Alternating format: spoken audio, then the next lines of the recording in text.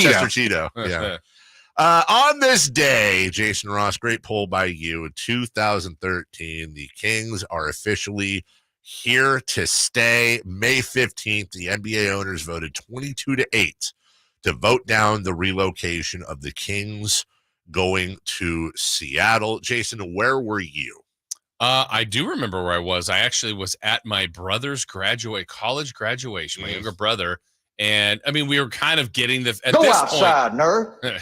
Get out. Go. This point, we were feeling this was going to happen, but until you get certainty and then seeing it on social media and calls from other people. And because there was an 8-0 by the recommendation committee, an 8-0 vote. And the thought there was that was the big win. Yeah. But still needed to go through the NBA owners. And that was in Dallas. I mean, 22-8. It's a win. That's what they needed. And then 14 days later, the Maloofs worked out the deal and sold to Vivek's group. But that was, I mean, those months, you know it. We all do. I mean, we all lived it. It was as trying as, because while the season was going, was really, really difficult. Yep. Because there was moving fractions. One, the team's terrible, but it's like, wait, this is really happening.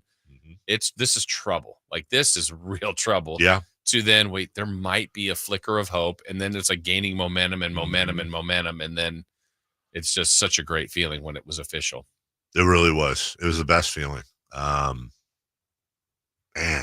you know, it's funny. We talk about Kennedy moments, right? Like, where were you? That is the Sacramento Kings Kennedy moment right there. But there was a lot of them on the road, though. Like, I mean, for some, it was more of that first, which was maybe like a week or two earlier, where it was the 8-0 recommendation. Right. So you're like, that's But you know, there are other little steps. So you had you had the Dana Falk tweet. Oh man, yeah.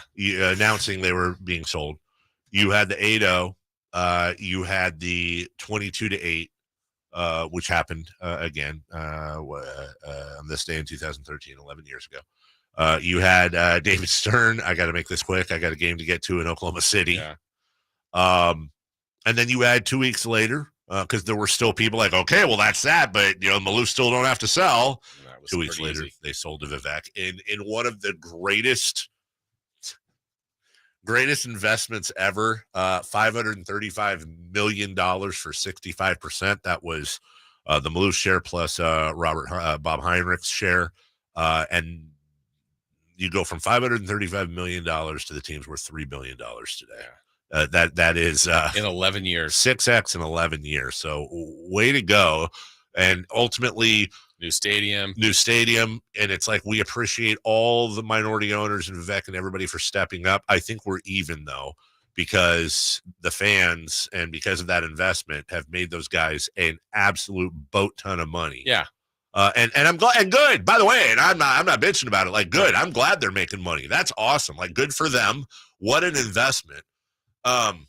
But in 11 years, like, literally, David Stern is no longer here. Yep. KJ's not in the mix. And listen, man, there's a lot of changes. David Stern's dead. KJ is nowhere to be seen. Grant Napier is gone. Like, there's a lot of things. In fact, speaking of, I remember I was in my man cave in my garage with Sean Thomas, old friend of ours. Who? The voice of the Valley, who was on the RV with me. And it was goofy because we were shooting that documentary. And so we had cameras in there just waiting for, I'm refreshing Twitter. And it's funny in the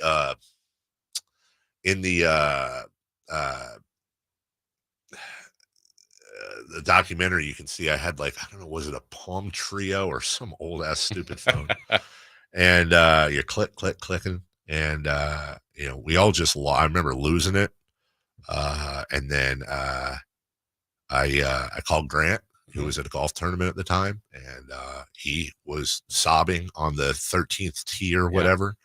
I mean, there were just a lot of tears, because that was just hell. That was a grind for months. Such a grind for years. We had the Anaheim Honda Center, Henry Samueli, moving down there to Vegas, Virginia Beach, then Seattle, and Seattle hit, and it was like, that was it. You had the Sonicscape people, who are good people, publishing the thing in Grantland about here's how you get your team back, and all that garbage we didn't want to hear. And all the goodbye games, RIP, stupid Kobe Bryant, killing us, just destroying us there in OT. And like I've always said with Kobe, it's like I hated him so much, but like it's sports hate. Like when Kobe passed, I spent a lot, as we all did. And again, you and I on the phone that Sunday talking about like how much we actually really loved Kobe and respected him. And, we're fully involved in the tragic nature of his passing, and out of respect for Kobe, held on to our sports hate, which I met Kobe once in my life. Don't profess to know him, but I feel like if Kobe were right here right now, he'd be like, oh no, keep the same energy, dude. Keep the same energy. I have no problems coming in and ripping all your hearts out, whether it was in the playoffs, whether it was the last game ever in Sacramento. I think the last thing in the world Kobe Bryant, rest his soul, would be for us to ease up on our sports hate of him because of the tragedy that happened. So it's like this crazy respect and love thing for him. There's just so many things that are just tied together with it. And now we're on the other side of it. Yeah, and the what if on so many different levels. If they did go to Anaheim, what would 3 teams down there look like? Would the Clipper, who knows? If they went to Seattle, that's a different. Well, Ballmer would have never bought the Clippers, obviously, right? So then you got a completely different thing there. And as much as it was talked about getting a team back here, I had zero faith. Do you remember the athlete you were talking about, Kobe Bryant, in the last game at Arco? What could have been? Do you remember that athlete on Twitter that like talk crap about the Kings and then Kings fans exploded on him? No. Landon Donovan. Oh my God. I completely U.S. soccer hero. Oh my Landon God. Donovan. I completely it was something about how they'd be better in Seattle, or it was something I think it was like, oh yeah, pack your bags, like something like that. And like I think the whole city of Sacramento jumped on him and to the effect of like, hey guys, I didn't realize how serious this is. I am terribly sorry about what I said. And you had, I mean, go back and to go back and like Spencer Hawes, the day it was announced, put in all caps, Supersonic on, James Johnson wearing the Sonic's hat in the locker room, and a person who I still don't think we've ever revealed, but maybe the nicest person in the world, absolutely losing his mind. Never gets angry, but was angry. I found the tweet you're looking for. What is it? Go ahead. It's so cute to see the Queen fans get all excited and think they're gonna win, only to lose to the champs once again. # see you in Anaheim. I let Landon Donovan go straight to hell. Just do not pass go. Still mad. Actually, I'm like mad again. Yes. What's the point of stomping on us like that? And then, actually, I think this might be the first year I'm not going to do it, because every year on this anniversary for the last 10 years, I have a folder in my Twitter account that's all the like trolliest Seattle people, and all the tweets that were like, you guys suck. What are you even trying to do this for? Can't wait to see him in Seattle. And I always like to go back and retweet those. Many of those accounts have been closed down now, but it's almost like a receipts celebration for Sacramento Kings fans. It just simply was the coolest effort in the history of sports when it comes to fans and relocation. And that has really kind of been the closest we've ever gotten to a championship.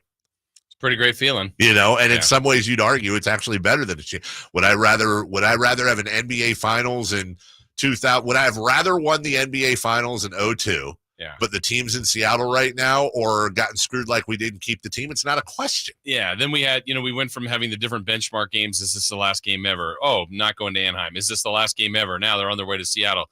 To, hey, first game back. Last game at Arco officially, first game at Golden One. Like there was a bunch of celebration games that kept bringing out more good vibes after that. Which one was the one against the Nuggets where the Nuggets missed the shot at the last second? Was that the first game at Arco? Yes, under Vivek's ownership. And then what was the first game at Golden One Center? San Antonio? Yeah, Kawhi Leonard ripped Ben McLemore like 4 times in the backcourt. That's right. I should have. That's Denver. It was Denver. I'm an idiot. That's the one where I was on the ladder at the beginning of the game. Yeah. The Kings won, last second miss. Yes. Last second miss in the corner. Yeah. I remember that. Side of the back. Right side of the back. Exactly. God, I was freaked out that was going to go into. And then you have last year in Portland. And all the memories on more good ones to come. Yep. So congratulations, Kings fans. You kept your team. And A's fans, again, let that I hope they I hope they get some motivation out of that, because you never ever say never until shovels are in the ground and bags are packed. We'll take a break. When we come back, let's get into an NBA draft player profile. Jared McCain, point guard, shooting guard out of Duke. We've got some